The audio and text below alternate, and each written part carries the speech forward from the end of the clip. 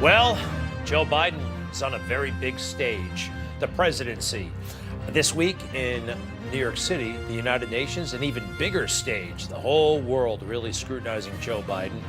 And he's not measuring up. All kinds of problems everywhere he goes. A report that he went to a private fundraiser and repeated the same silly story twice. Just said the same thing in two consecutive sequences. 26% of voters think Joe Biden is mentally, cognitively healthy. Okay, 26%. What's up with those 26%? What's their situation?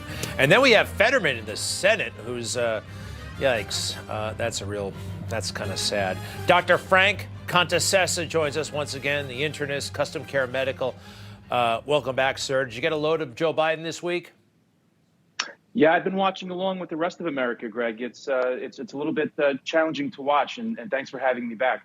You bet. Now, listen, the whole thing about repeating yourself, I heard he told the story, the fake story about the Charlottesville lie, you know, that Donald Trump said good people on both sides, like he met neo-Nazis, and he didn't, and he explicitly said otherwise.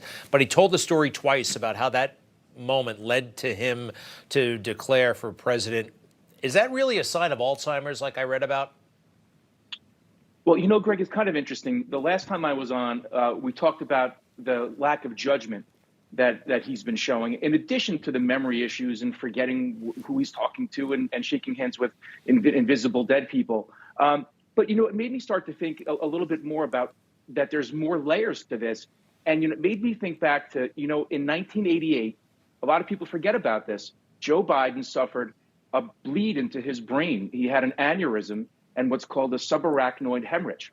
And what that means is he had a leaky blood vessel leak into the tissue of his brain. He had 2 open brain surgeries in 1988. Now, this particular condition has a very high mortality rate. Between a third and a half of people don't even make it to the hospital to get these things repaired. And the ones who do have a high likelihood of residual effects. Actually, only 5% of people who suffer these will have no effects. 95% of people have some residual effects. All right. Yes, it's memory, but it's also cognition. It's judgment.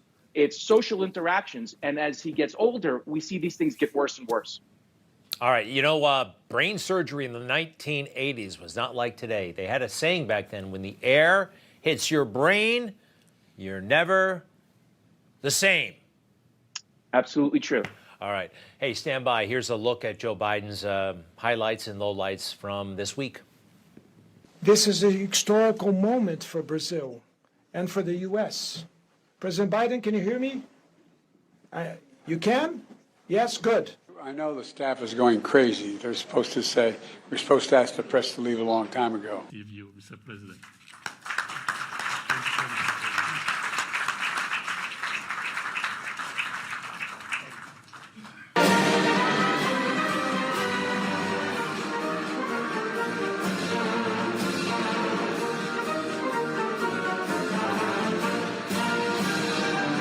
And together with 29 other partners, and their partners.